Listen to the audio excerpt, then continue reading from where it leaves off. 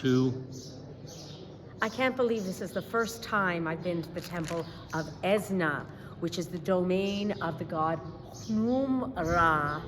Also, as Ismail Haroun, who is with me here, has been explaining, also there's another triad. It's also the god Neat. Goddess Neat with her son Shemen Nefer, right? And God Tutu as well. So God Khnum Ra, right, with his two wives, Right. Nibut, right, and his wife Menhit.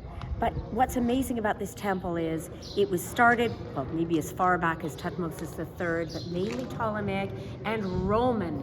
And this temple, which sits well below the street level, has been beautifully cleaned. This is Roman era art, all of this astronomical ceilings. And the color of the capitals, all 24 capitals, have been beautifully cleaned, and there are 18 distinct different designs on these capitals.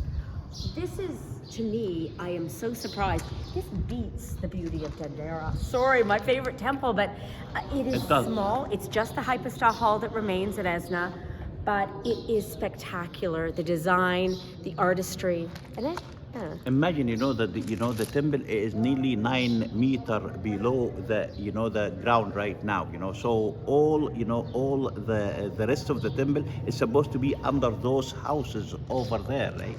Can you see the houses over there? Right. This is actually 9 meters higher than where we are right now. And if they could only excavate, imagine what treasures still remain. We're only in one part of the temple now. And it is absolutely exquisite. And it just shows that, we know the name of Michelangelo, but we'll never know the names of the artists. Of those artists who worked in here, right? Look at this final shot of the ceiling. At least Michelangelo, he got a reward for what he did, but those anonymous artists who worked in here, they didn't, we don't know, they were reward for what they did or not. Beautiful. Esna Temple, the domain of Khnum, Ra, and Neat.